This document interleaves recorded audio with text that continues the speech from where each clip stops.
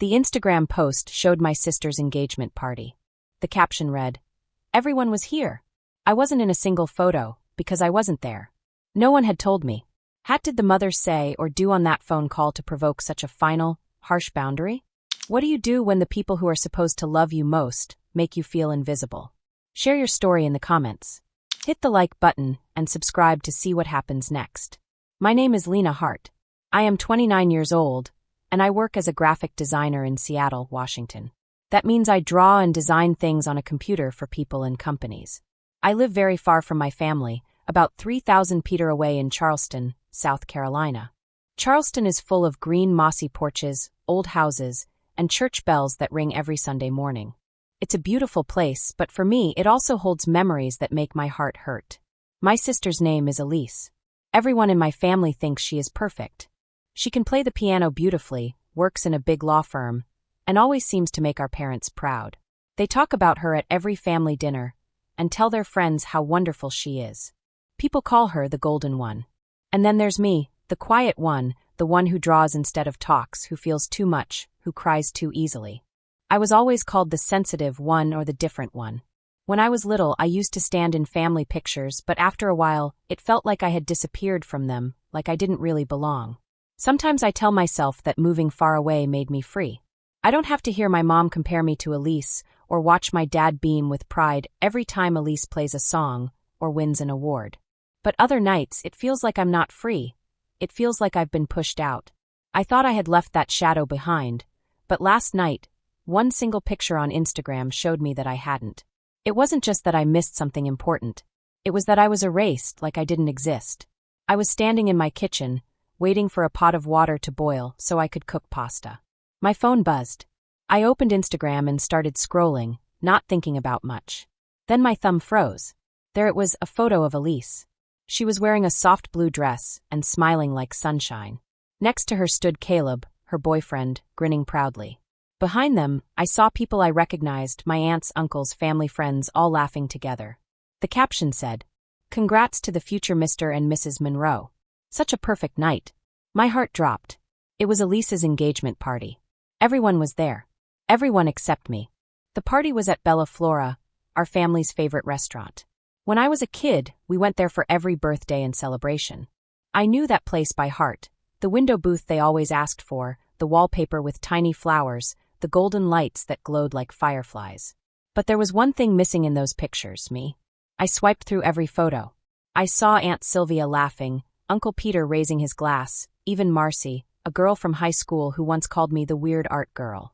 Everyone had been invited. No one had told me. The date on the post said 2 nights ago. I checked my phone again. No missed calls. No texts. Not even a quick, "Hey, just so you know." I sat down hard on a stool. The stove hissed behind me, but I couldn't move. My hands felt cold. I was used to being left out, but this felt different. This felt like they had done it on purpose. Without thinking, I pressed call on my mom's number. The phone rang 3 times. "Lena," she said brightly. "What a surprise." I didn't say hello. "I saw the photos," I whispered. Silence. Then she said carefully, "Oh, that's all you have to say." My throat felt tight. Why didn't anyone tell me? She sighed. That long sigh she always gave when she thought I was being too emotional. "It was a small thing last minute. We didn't think it would be a good idea for you to come." "What?" I said quietly. "You've always been the jealous one, Lena," she said, her voice turning sharp. "We didn't want any tension. This was Elise's special night." Her words hit like a slap. Not just because I was left out, but because she made it sound like I was the reason. Like I had always been the problem. "Have I ever made a scene?" I asked softly. "It was Elise's 21st birthday," she snapped. "You left the table during her toast." "She toasted you both for putting her dreams first," I said. Like my dreams didn't exist. "Oh, come on," she said. "You know what? You don't have to explain it," I said, my voice calm but shaking. She said quickly, "If that's how you feel, then you won't mind missing my wedding either." I froze. "What wedding?" I asked. "You and Julian aren't even engaged," she said coldly. "Not yet," I said. "But when we are, you won't be invited." And then I hung up. My hands trembled, but something inside me felt steady, like I had finally drawn a line that should have been drawn long ago. Behind me, the pasta water boiled over. Steam Evelyn up, filling the air. I turned off the stove, but didn't move. My legs felt heavy like sadness had weight. I sat down on the floor and stared at nothing. And just like that, the memories came flooding back. Birthdays forgotten, art shows skipped, report cards ignored. I thought I had buried those feelings deep, but they had only been sleeping. When I was 10, I had a birthday party. It was a hot, sticky Saturday. Mom let me invite 5 girls from school. I was so happy. I picked out yellow streamers, plastic sunflowers, and paper plates with little doodles I had drawn myself. For once, it was supposed to be about me. We were just about to sing happy birthday when the phone rang. Mom answered it. I still remember her voice. She won first place, she shouted. Elise won the piano competition. And just like that, the party changed. Dad opened a bottle of sparkling drink. Mom called Grandma and Aunt Sylvia. My friends stood there, whispering awkwardly. No one sang. No one cut the cake. I watched my candles melt, their wax dripping like tears. That was the first time I really understood my place in our family. Elise wasn't trying to hurt me. She didn't even know she had taken my moment again. When you're always chosen, you stop seeing who's left behind. Being invisible didn't happen all at once. It happened in quiet ways. Mom said, "That's nice, honey," when I showed her a drawing, then turned to ask Elise if she needed a new dress for her concert.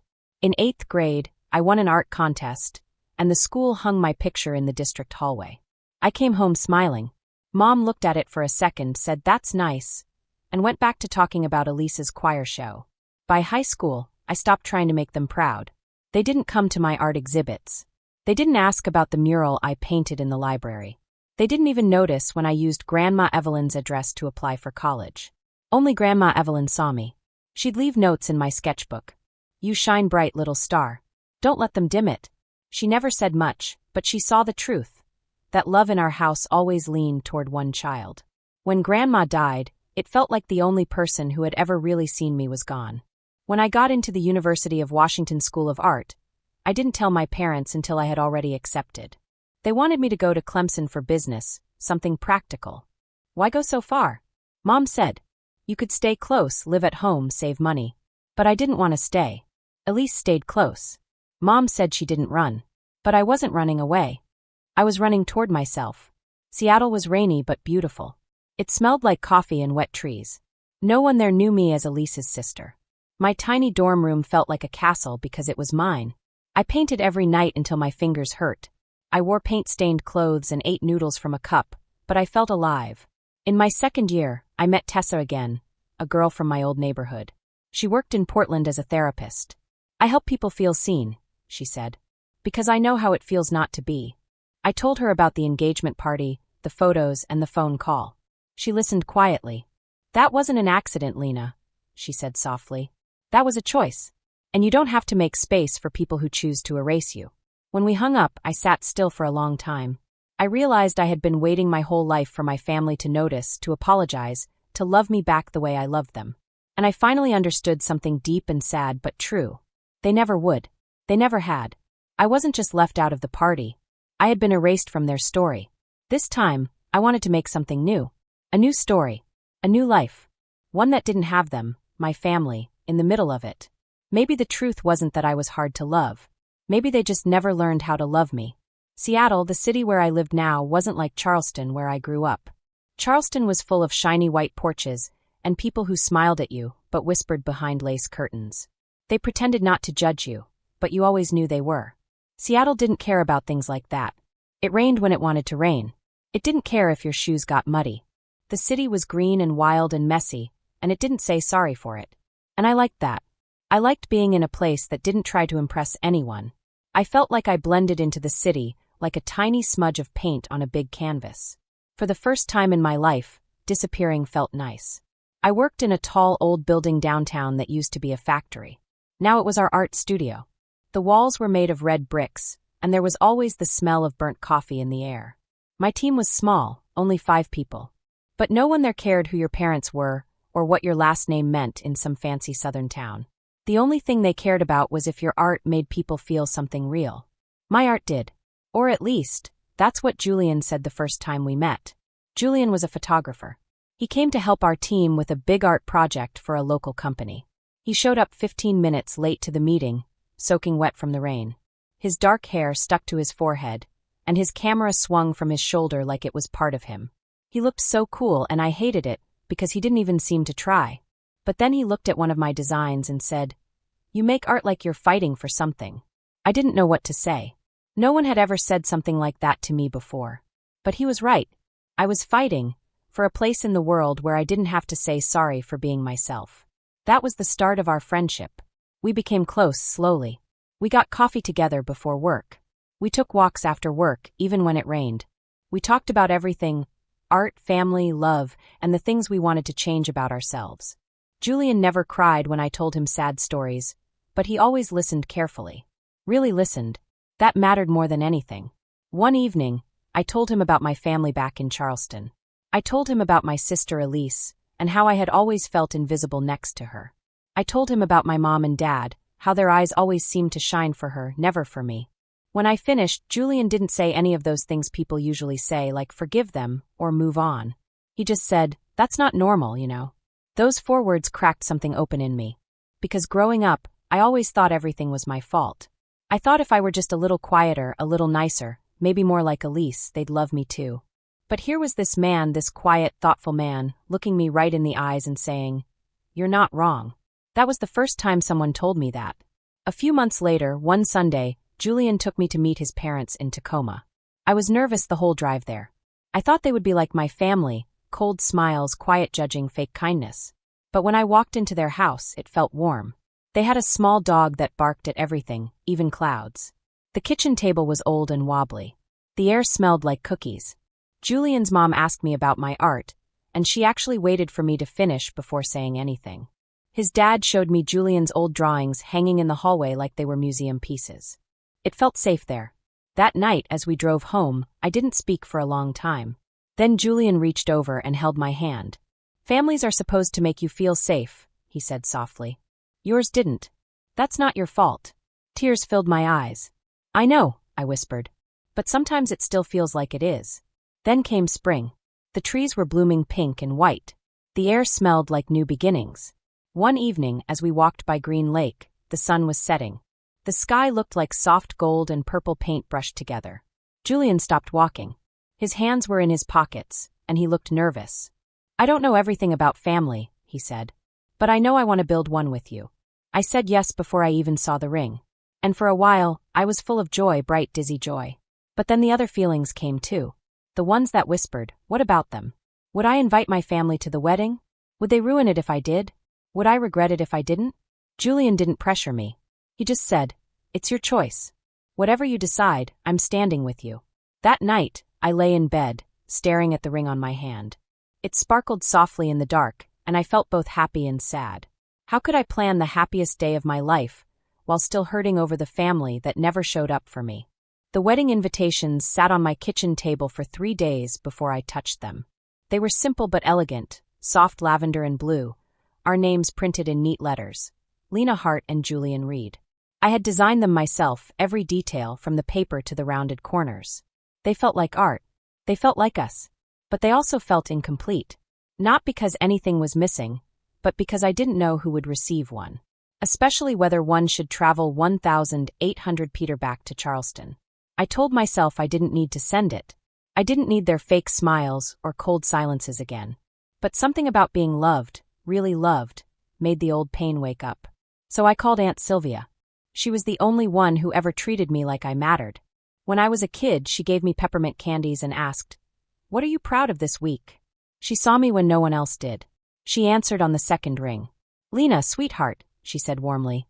"I was hoping you'd call." 2 days later, we met for coffee. She was in Seattle for a conference, maybe luck, maybe fate. She looked like my mom, but softer. When I gave her the invitation, she held it like it was something precious. "You designed this?" she asked. "Yeah. It's beautiful," she said. "Like you." Her voice cracked. "Your Grandma Evelyn would be so proud." Hearing Grandma's name made my throat tighten. She was the only one who ever hugged me tight, and meant it. We sat quietly for a while, sipping coffee. Finally, I whispered, "Why was it always like that? Why didn't they love me the same way they loved Elise?" Aunt Sylvia sighed. "Do you really want the truth?" "I think I do," I said. She nodded slowly. "After you were born, your mom got very sick, postpartum depression. For months, she could barely get out of bed. Your dad had to take care of everything. Elise was 3, she could talk and hug and make them feel better. So he clung to her, and your mom did too. It just stayed that way. I stared at my cup. It doesn't excuse anything, Sylvia said, but it explains how it started. They got used to Elise being the favorite, and you got used to being the one left out. I felt anger and sadness all at once. And no one said anything? Sylvia looked down. I should have. I saw it, Lena. We all did. But I didn't know what to do. I'm sorry. I didn't know whether to hug her or cry. So I did both. Then she reached into her purse and pulled out a small velvet pouch. Inside was a tiny silver pin shaped like a star.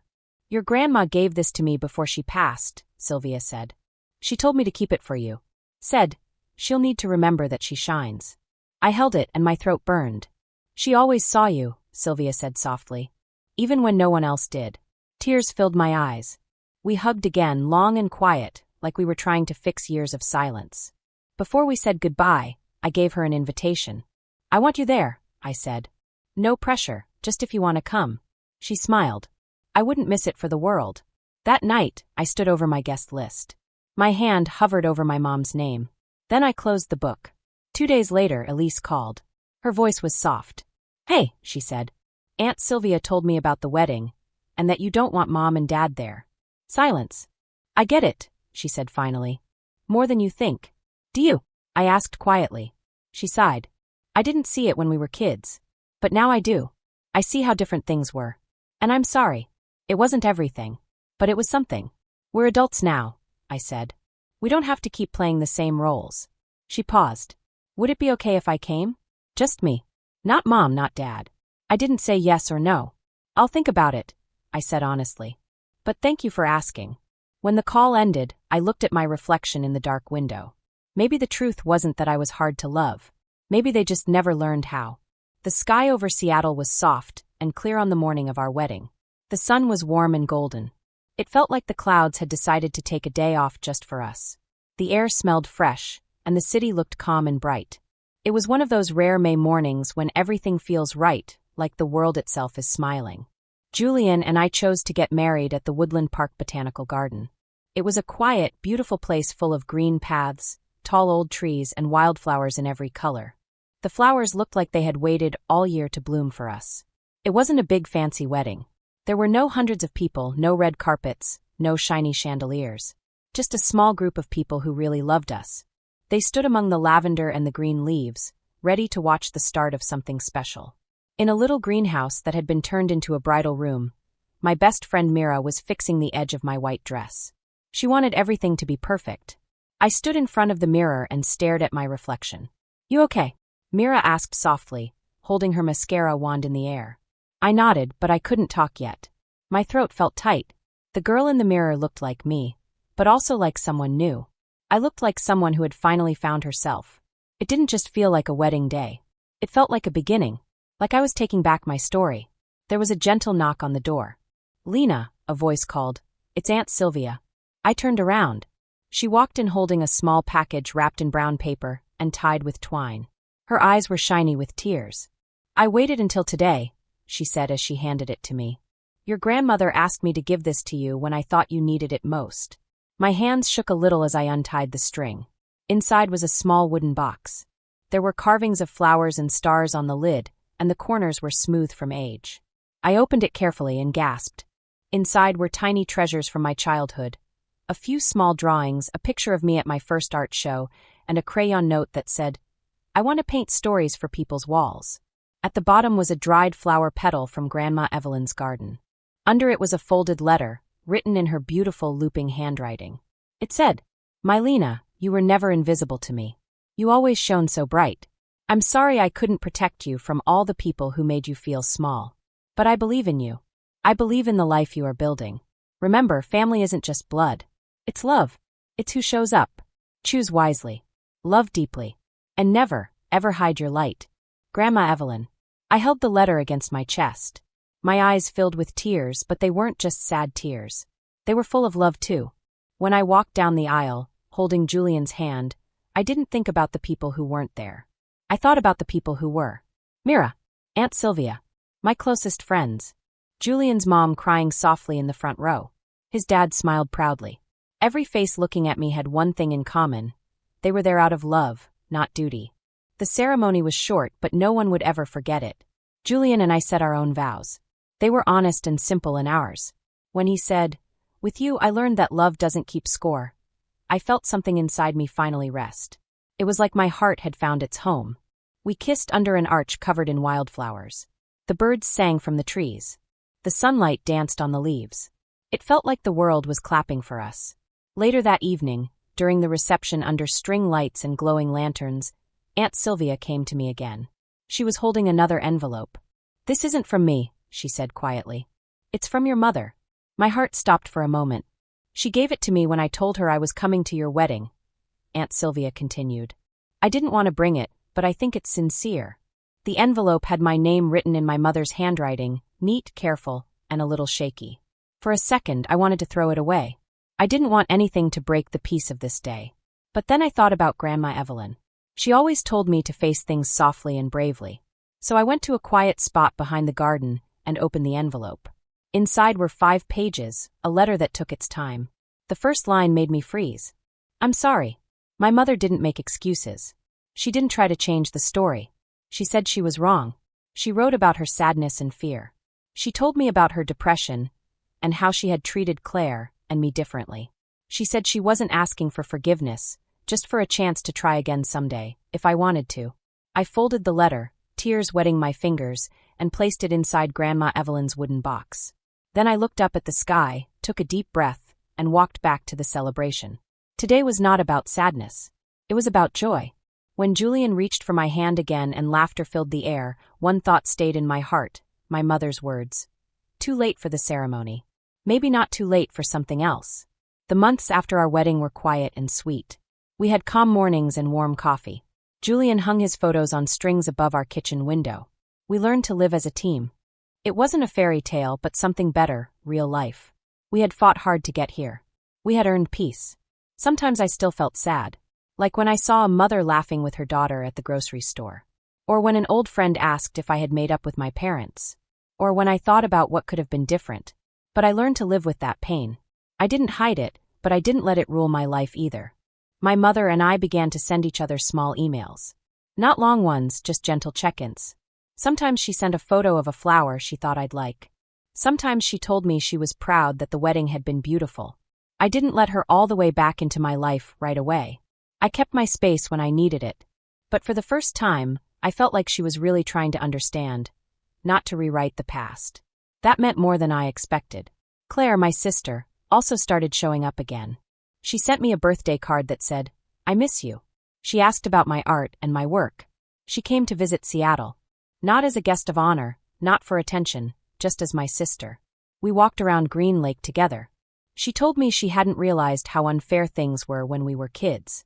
"I didn't know how high the pedestal was until it started to wobble," she said softly.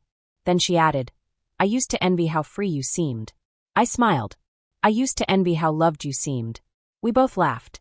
It was a quiet, sad kind of laugh, the sound of two sisters finally seeing the truth. I didn't know what would happen next, but for once that didn't scare me. Julian and I made new traditions. Movie nights on the floor, long walks without words, baking pies even when we burned them. Slowly, we made space for more love in our life. 2 years later, we had a baby girl. We named her Evelyn, after my grandmother. When I held her for the first time, I cried. I cried from love, and from a quiet promise I made inside my heart. You will always be enough. Not because of what you do, not because of who you become, but because you exist. You are loved. I don't have all the answers. Family wounds don't heal in straight lines. They twist, reopen, and scar again. But I've learned something important. You are allowed to choose who gets a seat at your table. You are allowed to protect your peace. You are allowed to rewrite the story that others tried to write for you. Healing isn't about fixing the past. It's about building something better for the future. So if you ever feel like the forgotten one, the quiet one, or the one left out of the picture, please remember this. You are not invisible. You were never too much or not enough. You were just in the wrong frame. And now you get to build your own, bright, loving, and true.